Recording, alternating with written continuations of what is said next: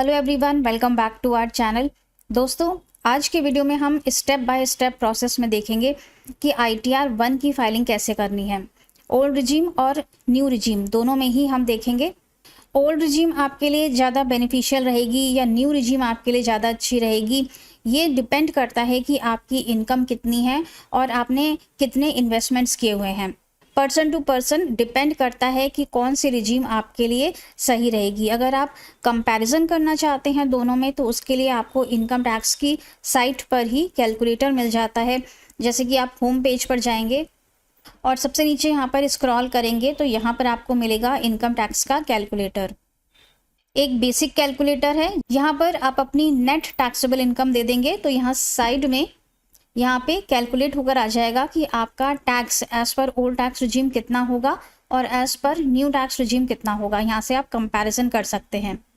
तो चलिए स्टार्ट करते हैं फाइलिंग। सबसे पहले हम लॉगिन कर लेंगे। यहाँ से अपना पैन नंबर यहाँ पर देंगे, पासवर्ड देंगे, डैशबोर्ड पर आ जाएंगे।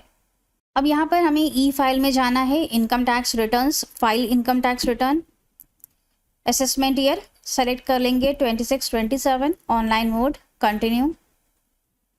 स्टार्ट न्यू फाइलिंग से स्टार्ट करेंगे। Individual, proceed, ITR form ITR 1। यहाँ पर ITR 1 की कुछ कंडीशंस दी हुई हैं जो कि आपको एक बार पढ़ लेनी है कि क्या आप ITR 1 के लिए एलिजिबल हैं। अगर आपकी बिजनेस या प्रोफेशन से इनकम है तो आप ITR 3 या ITR 4 फाइल करेंगे। अगर कैपिटल गेन से भी आपकी कोई इनकम है तो आप ITR 2 फाइल करेंगे। तो हम ITR 1 पे प्रोसीड कर देते हैं। Okay, let's get started. अगर आपकी इनकम 4 लाख रुपए से ज़्यादा की है तो आप फर्स्ट पॉइंट पर टिक लगाएंगे, taxable income is more than the basic exemption limit. और अगर आप ओल्ड टैक्स रिजीम में फाइलिंग कर रहे हैं तो अगर आपकी इनकम 2.5 लाख रुपए से ज़्यादा की है तो आप फर्स्ट पॉइंट पर टिक लगाएंगे। अगर कोई और कंडीशंस हैं तो आप अदर्स पे टिक लगा के कंटिन्यू करेंगे। ओके, सबसे पहले है पर्सनल इंफॉर्मेशन। इसमें आपकी कॉन्टैक्ट डिटेल्स डिस्प्ले होंगी। यहाँ पर एक नया कॉलम इंसर्ट हुआ है कि आपको अपना सेकेंडरी एड्रेस भी देना है। तो आप कॉन्टैक्ट डिटेल्स वाले पेज पर आएंगे, यहाँ पर एडिट पे क्लिक करेंगे, स्क्रॉल डाउन करके नीचे आएंगे तो यहाँ पर आपको एक लाइन मिलेगी, is the secondary address same as primary address. क्या आपने जो प्राइमरी एड्रेस ऊपर दिया हुआ है वही आपका सेकेंडरी एड्रेस भी है या आप कोई ऑल्टरनेट एड्रेस भी यहाँ पर देना चाहते हैं। हम यहाँ पर येस पर क्लिक कर देते हैं कि हमारे दोनों एड्रेस सेम है। येस पे क्लिक करके नीचे कंटिन्यू करेंगे। कॉन्टैक्ट डिटेल्स सेव हो जाने के बाद यहाँ पर आता है नेचर ऑफ एम्प्लॉयमेंट। यहाँ पर आप सेलेक्ट कर लेंगे कि कौन सी कैटेगरी में आप फॉल करते हैं। सेंट्रल गवर्नमेंट एम्प्लॉय हैं, स्टेट गवर्नमेंट है, PSU हैं। अगर बैंक एम्प्लॉय हैं तो PSU सिलेक्ट करेंगे। पेंशनर हैं तो यहाँ पर पेंशनर्स के लिए भी कैटेगरी दी गई हैं। और अगर आप प्राइवेट सेक्टर एम्प्लॉय हैं तो अदर्स पर क्लिक करेंगे। इसके बाद फाइलिंग सेक्शन 139(1) रहेगा। कौन सी रिजीम आप ऑप्ट करना चाहते हैं। न्यू टैक्स रिजीम ऑप्ट करनी है तो नो पर क्लिक रहने देंगे और अगर ओल्ड टैक्स रिजीम में जाना है तो येस पर क्लिक करेंगे। हम न्यू टैक्स रिजीम में पहले दिखा रहे हैं, इसके बाद हम वापस आएंगे और ओल्ड टैक्स रिजीम में फाइलिंग सीखेंगे। तो न्यू टैक्स रिजीम में हमने यहाँ पर क्लिक रहने दिया। बैंक डिटेल्स में आपके यहाँ पर बैंक डिस्प्ले हो जाएंगे। किसी भी एक बैंक को आप रिफंड के लिए नॉमिनेट कर लेंगे। कंटिन्यू किया। पर्सनल इंफॉर्मेशन के बाद है ग्रॉस टोटल इनकम। सबसे पहले सैलरी है, एडिट किया। यहाँ पर आपको अपने फॉर्म 16 से सैलरी का अमाउंट ले लेना है। फॉर्म 16 अगर आपको नहीं मिलता है तो आप अपने बैंक स्टेटमेंट से भी 12 महीने की सैलरी यहाँ पर ले सकते हैं। तो हम यहाँ पर 8 लाख की सैलरी दिखा देते हैं। इसमें आपको स्टैंडर्ड डिडक्शन मिल जाएगा 75,000 का और इसे सेव कर देंगे। इसके बाद इनकम फ्रॉम हाउस प्रॉपर्टी है, क्लिक किया डिटेल्स में, ऐड अनदर। सबसे पहले एड्रेस देंगे प्रॉपर्टी का। इसके बाद ओनर सेलेक्ट करना है, यहाँ पे हम सेल्फ सेलेक्ट कर लेते हैं। इज द प्रॉपर्टी को ओन्ड, क्या कोई को ओनर भी है, नो सेलेक्ट कर लेते हैं। टाइप ऑफ हाउस प्रॉपर्टी में हम लेट आउट सेलेक्ट कर लेते हैं। अब यहाँ पर हमें रेंट की वैल्यू देनी है, तो हम यहाँ पर 2,40,000 की रेंटल वैल्यू ले लेते हैं। इसमें से हमें 30% का स्टैंडर्ड डिडक्शन मिलता है जो कि ऑटो कैलकुलेट होता है। यहाँ पर ये 72,000 ऑटो कैलकुलेट होकर आएगा। यहाँ पर आपकी नेट इनकम आ जाएगी हाउस प्रॉपर्टी की। इस प्रॉपर्टी के अगेंस्ट में अगर आपने कोई लोन लिया हुआ है तो उसकी डिटेल यहाँ पर देते हैं section 24B interest on borrowed capital. Click करेंगे, ऐड अनदर। यहाँ पर आपको लोन की डिटेल्स देनी होंगी, कौन से बैंक से आपने लोन लिया है या फिर आपने अदर देन बैंक कहीं से लोन लिया है। यहाँ पर नेम ऑफ द बैंक दे देंगे, लोन का अकाउंट नंबर देना है, date of sanction of loan देना है, टोटल अमाउंट कितना था लोन का, और एज ऑन 31 मार्च 2026 लोन का आउटस्टैंडिंग बैलेंस कितना है। इंटरेस्ट ऑन बोरोड कैपिटल पूरे साल भर में 25-26 में कितना टोटल इंटरेस्ट बना है वो फिगर यहाँ पर आ जाएगी। और ये सारी चीज़ें आपको बैंक प्रोवाइड कर देता है। बैंक से आप इंटरेस्ट सर्टिफिकेट ले सकते हैं, उसमें आपको ये सारी डिटेल्स मिल जाएंगी। नेक्स्ट आता है income from other sources. Click किया, यहाँ पर जितनी भी डिटेल्स डिस्प्ले हो रही हैं ये आपके AIS से और आपके 26 AS से यहाँ पर डिस्प्ले हो रही हैं। आपको अपना AIS डाउनलोड कर लेना है और उसमें से ये डिटेल्स चेक कर लेनी है, या फिर आप अपने बैंक स्टेटमेंट को ले लीजिए। बैंक स्टेटमेंट से आप पूरे साल भर का सेविंग अकाउंट का इंटरेस्ट, FD का इंटरेस्ट आपको बैंक के सर्टिफिकेट से मिलेगा, तो बैंक से सर्टिफिकेट ले लीजिए। डिविडेंड इनकम के लिए आप बैंक स्टेटमेंट ले सकते हैं, पासबुक से कैलकुलेट कर लेंगे। और interest from income tax refund ये यहाँ पर ऑटो पॉपुलेट होगा। इनकम फ्रॉम अदर सोर्सेज को चेक कर लिया। इसके बाद आता है एग्जाम्प्ट इनकम।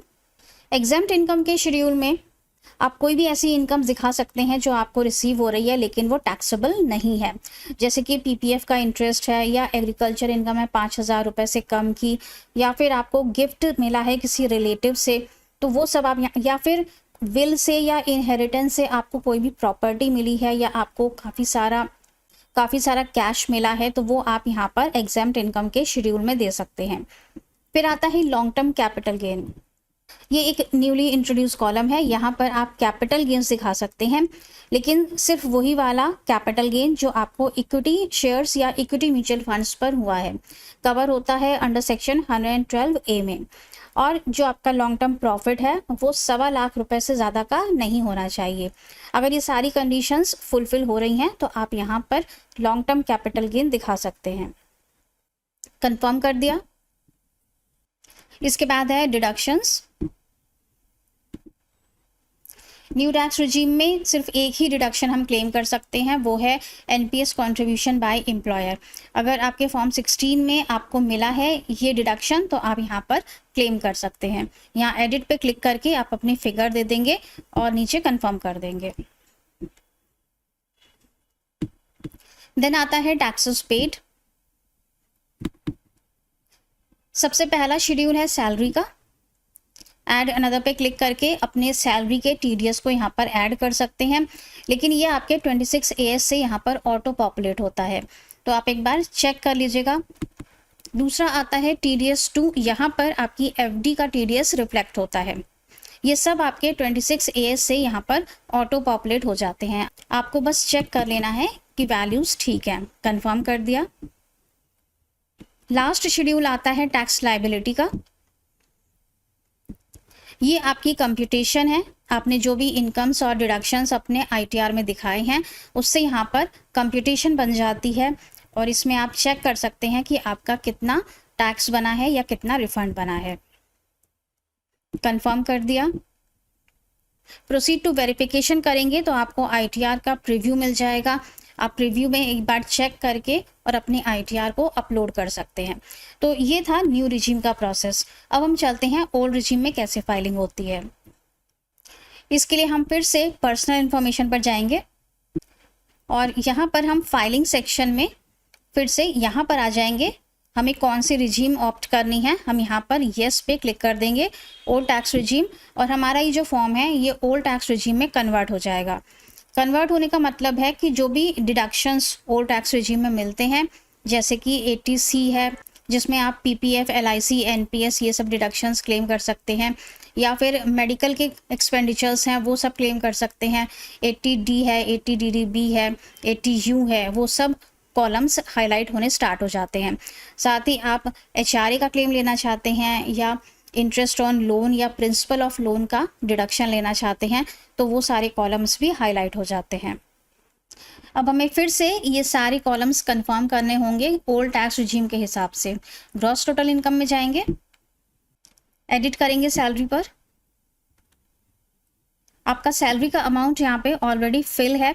अगर कोई और अलाउंसेस आप क्लेम करना चाहते हैं या एचआरए क्लेम करना चाहते हैं तो वो सब आपको यहाँ पर चेंज करना होगा।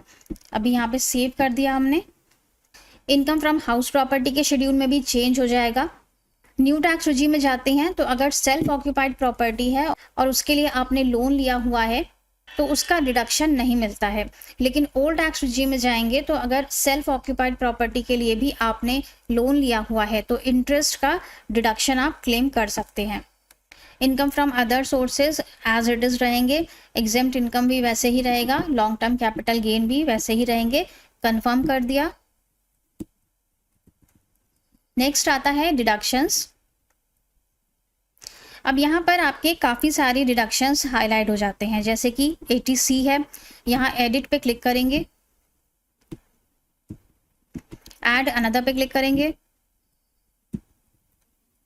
यहाँ पर आप 80C का एक एक अमाउंट आपको देना होगा। 1.5 लाख का डिडक्शन मिलता है 80C में, तो 1.5 लाख में आपका क्या क्या चीज़ें कवर होती हैं, एलआईसी है, पीपीएफ है, सुकन्या समृद्धि योजना है, तो एक एक चीज़ आपको यहाँ पर देनी होगी। और यहाँ साइड में आपको मिलता है पॉलिसी नंबर या डॉक्यूमेंट आइडेंटिफिकेशन नंबर। कोई भी ऐसा नंबर आपको यहाँ पर देना होगा जिससे कि आपका ये इन्वेस्टमेंट आइडेंटिफाई हो सके। जैसे यहाँ पर हम अमाउंट ले लेते हैं कि हमने 50,000 रुपये पीपीएफ में जमा किए हुए हैं। यहाँ पर हमको पीपीएफ का जो भी रसीद मिलती होगी या रिसिट होगी हमारे पास उसका नंबर दे देना है, या फिर हम अपना पीपीएफ का अकाउंट नंबर भी दे सकते हैं। तो कोई भी ऐसा रेफरेंस आप दे सकते हैं। 1.5 लाख आपको 80C में क्लेम करना है तो पूरे 1.5 लाख के लिए आपको इसी तरह से यहाँ पर पॉलिसी नंबर या आइडेंटिफिकेशन नंबर देना होगा। सेव कर देंगे इसको। 80CCD2 आता है जिसमें एनपीएस कंट्रीब्यूशन बाय एम्प्लॉयर का डिडक्शन ले सकते हैं अगर वो आपके फॉर्म 16 में दिया हुआ है। देन आता है सेक्शन 80D जिसमें मेडिकल बेनिफिट्स क्लेम कर सकते हैं। यहाँ पर हेल्थ इंश्योरेंस प्रीमियम का डिडक्शन लिया जाता है, तो एडिट पे क्लिक किया। यहाँ पर आप सेलेक्ट करेंगे कि आप किसके लिए डिडक्शन क्लेम कर रहे हैं, सेल्फ के लिए या सीनियर सिटीजन पेरेंट्स के लिए, और अपना अमाउंट दे देंगे।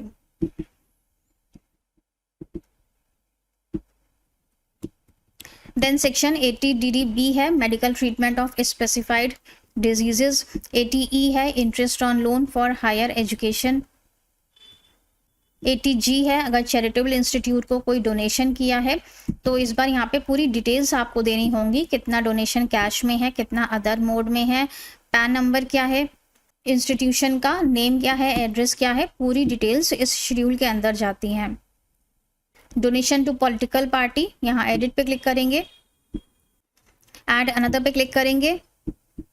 पॉलिटिकल पार्टी के लिए पूरा शेड्यूल ये फिल करना होगा, किस डेट में आपने डोनेशन किया था, अमाउंट कितना था, एड्रेस क्या है पॉलिटिकल पार्टी का, नेम क्या है, पैन नंबर क्या है, और ट्रांजैक्शन रेफरेंस नंबर देना होगा, यूपीआई से किया है तो उसका, और आईएफएससी कोड ऑफ बैंक। तो काफ़ी डिटेल्स यहाँ पे मांगी गई हैं क्योंकि पॉलिटिकल कंट्रीब्यूशन और चैरिटेबल कंट्रीब्यूशन ये दो ऐसे कंट्रीब्यूशंस हैं जिनमें अक्सर लोग गलत अमाउंट दिखाकर रिफंड क्लेम करते हैं।